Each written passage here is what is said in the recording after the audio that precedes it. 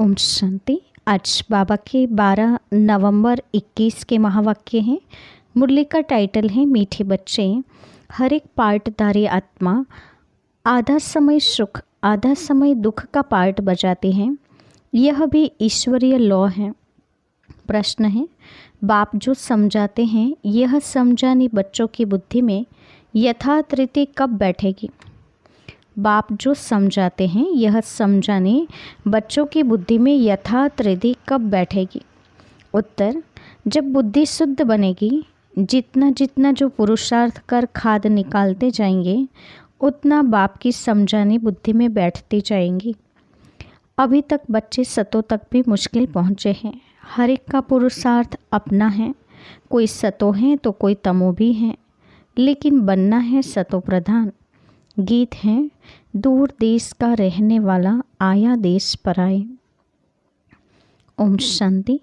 जब मेले व प्रदर्शनी में बच्चे होते हैं तब सब ब्रदर्स आत्माओं का बेहद का बाप भी एक ही हैं। यह भी पूछना पड़ता है कि भारत का आदि सनातन धर्म क्या है? वे तो आदि सनातन हिंदू ही समझते हैं। इस्लामी, बौद्धी, क्रिश्चियन आदि को मालूम है कि हमारा धर्म किसने और कब स्थापन किया। भारतवासियों का हिंदू धर्म है व देवी देवता धर्म, वह किसने और कब स्थापन किया यह भारतवासी बिल्कुल ही नहीं जानते हैं। यह बिल्कुल ज़रूरी बात है समझाने के। यह किसके भी ध्यान में नहीं आता है। प्राचीन भारत देश गाया जाता है, परंतु उन्हों को यह पता नहीं है कि हमारा आदि सनातन देवी देवता धर्म है। हिंदू तो कोई धर्म ही नहीं है। अब तुम बच्चे जानते हो कि 5000 वर्ष पहले देवी देवता धर्म था। बरोबर उस समय लक्ष्मी नारायण का राज्य करते थे। वह अपने को हिंदू नहीं कहलाते थे। अच्छा, हिंदू धर्म का भी कोई संवत होना चाहिए। विक्रम संवत जो कहते हैं, हो सकता है जब से देवताएं वाम मार्ग में जाते हैं तो अपने को हिंदू कहलाना शुरू करते हों, तब से विक्रम संवत भी कहते हों, तो आधा आधा हो गया। उस समय उनको आदि सनातन देवी देवता नहीं कहेंगे। संवत कहा जाता है जब धर्म स्थापन होता है। वह किसने स्थापन किया? विक्रम संवत तो रावण ने स्थापन किया। उस समय सबके कर्म विकर्म होते रहें। कर्म अकर्म विकर्म नाम तो है ना। तो विक्रम राजा का भी संवत चलता है। वह हो गया आधा समय। अब यह विक्रम संवत हिंदुओं का संवत तो नहीं है। तो यह पूछना चाहिए कि भारत का आदि सनातन देवी देवता धर्म कब स्थापन हुआ? मालूम तो पड़े ना। यह बहुत नाजुक बातें हैं।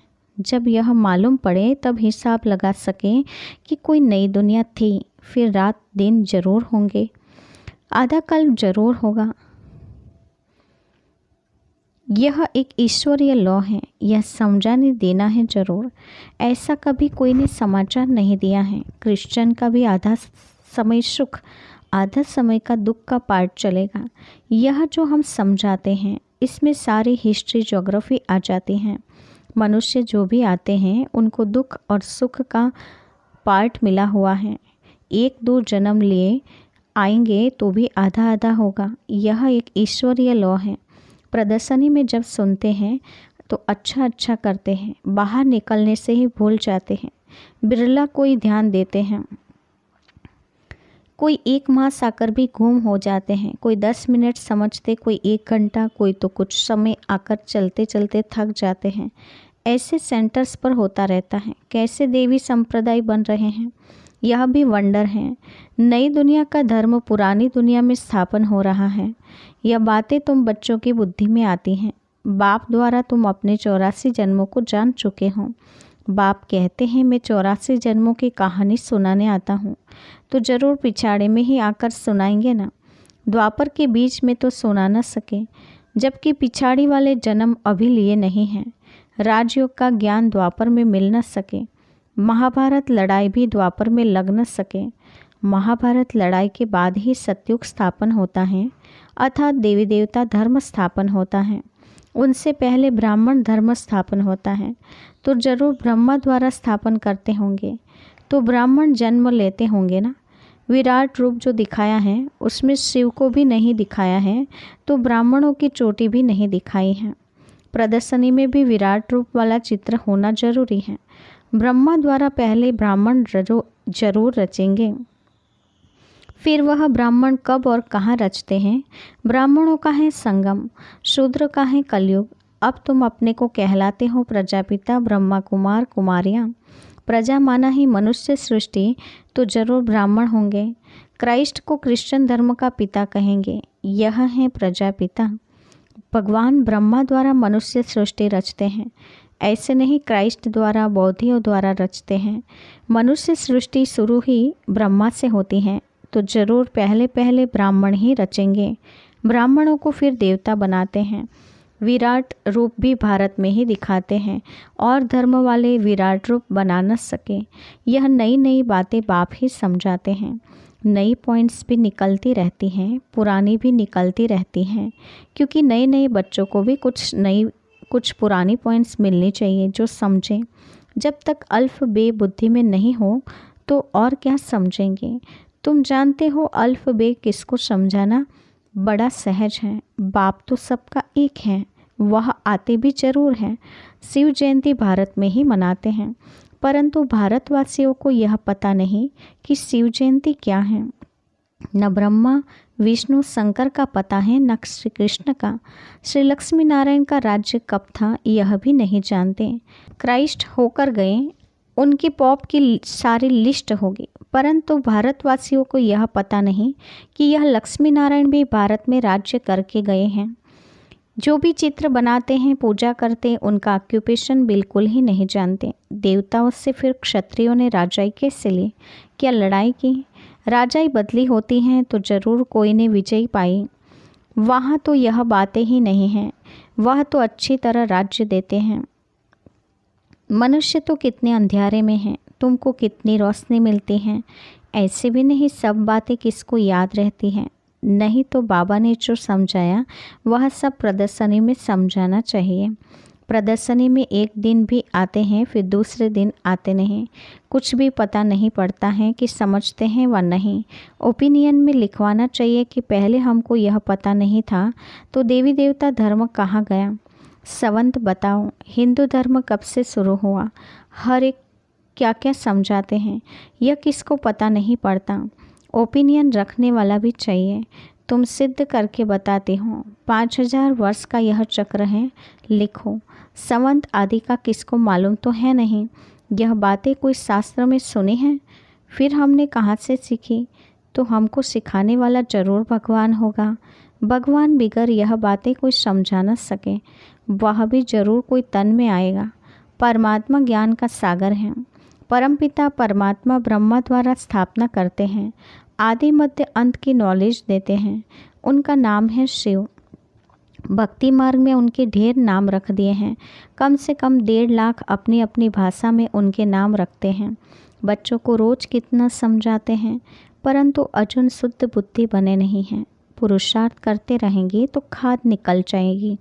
अब तक बच्चे सतो तक भी मुश्किल पहुँचे हैं, उसमें भी कोई तमो सतो प्रधान, सतो रजो तमो, इसमें भी नंबरवार हैं। हर एक का पुरुषार्थ अपना अपना चलता है। इस समय मनुष्य की है विनाशकाले विपरीत बुद्धि। सिर्फ पांडवों की थी प्रेत बुद्धि, उन्हों की विजयी हुई। असुर और देवता है दोनों मनुष्य। ऐसे नहीं कि असुरों की कोई भयानक शकल होती हैं, वह तो लड़ाई में गोले गैस आदि से बचने के लिए ड्रेस पहनते हैं। वह है आसुरी संप्रदाय, तुम हो राम संप्रदाय, क्योंकि तुमने 5 विकार छोड़े हैं। पवित्र बन सारे विश्व पर तुम राज्य करेंगे। तुम्हारी कोई के साथ लड़ाई नहीं है। बाबा कितनी बातें समझाते हैं। कोई मास 2 आकर फिर थक जाते हैं, फिर समझा जाता है तकदीर में नहीं है। साधारण प्रजा में तो आएंगे, प्रजा तो ढेर बनने वाली है। अभी भी देखो प्रजा कितनी है। किस तरफ अन्न की कमी होने के कारण मनुष्य भूख में भी मर जाते हैं, कोई तरफ बारिश नहीं होने कारण अकाल भी पड़ जाता है। इसमें गवर्नमेंट क्या करेगी। ये तो नेचुरल कैलेमिटीज़ हैं। अब तो मूसलाधार बरसात भी पड़ेगी। विनाश तो होना है। तुमको जो साक्षात्कार किया है वह सब प्रैक्टिकल में होगा। साक्षात्कार में एक कृष्ण का महल देखेंगे, सारा तो नहीं देख सकेंगे। अच्छा देखेंगे, विनाश हुआ, शरीर छोड़ेंगे तो सब कुछ भूल जाएंगे। सारी दुनिया ख़त्म हो जाने वाली है, फिर दुनिया ही बदल जाएगी, तुमको सब कुछ भूल जाएगा। अभी तुम्हारे में शुरू से लेकर अंत तक सब नॉलेज है। मूल वतन सूक्ष्म वतन का चक्र कैसे फिरता है, सारी नॉलेज बाप ने दी है, जिसमें जितना जास्ती ज्ञान उतना जास्ती नशा रहता है। अभी हम मास्टर नॉलेजफुल हो गए हैं, फिर जब विनाश होगा हमारा शरीर खलास हो जाएगा।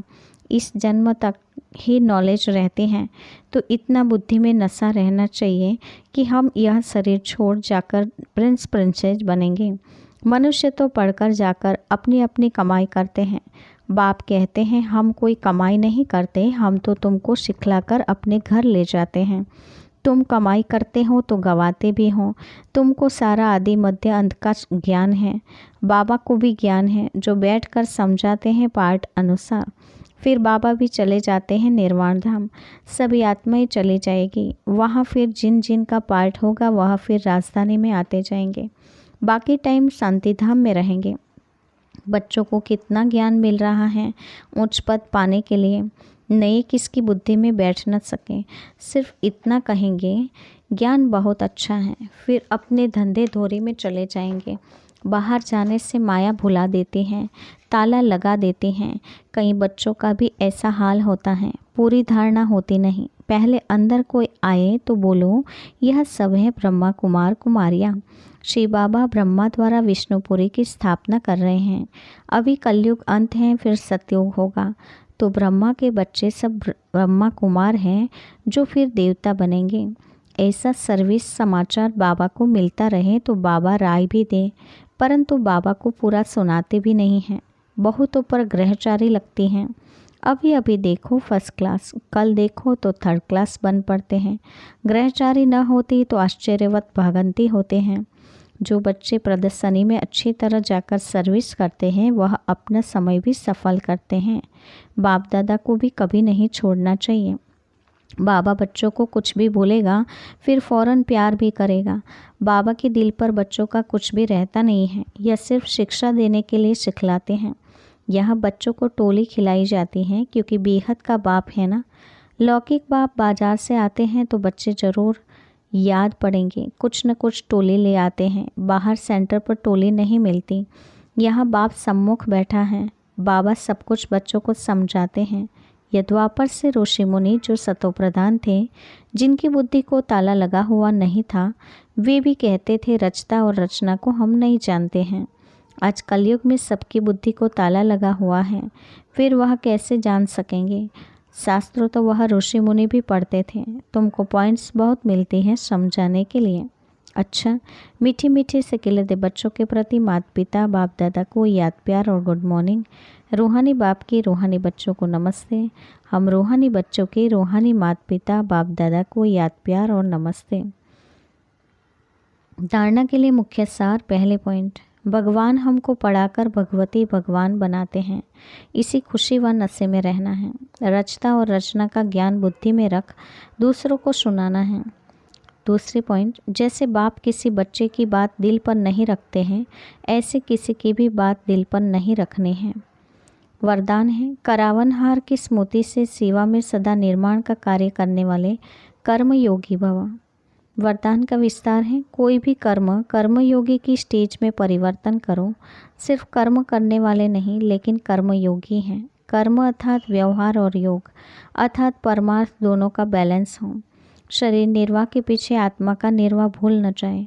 जो भी कर्म करो वह ईश्वरीय सेवार्थ हो। इसके लिए सेवाओं में निमित्त मात्र का मंत्र व करावनहार की स्मृति का संकल्प सदा याद रहें। करावनहार भूले नहीं तो सेवा में निर्माण ही निर्माण करते रहेंगे। स्लोगन है, सेवा व संबंध संपर्क में विघ्न पड़ने का कारण है पुराने संस्कार, उन संस्कारों से वैराग्य हो। सेवा संबंध संपर्क में विघ्न पड़ने का कारण है पुराने संस्कार, उन संस्कारों से वैराग्य हो। अच्छा, ओम शांति।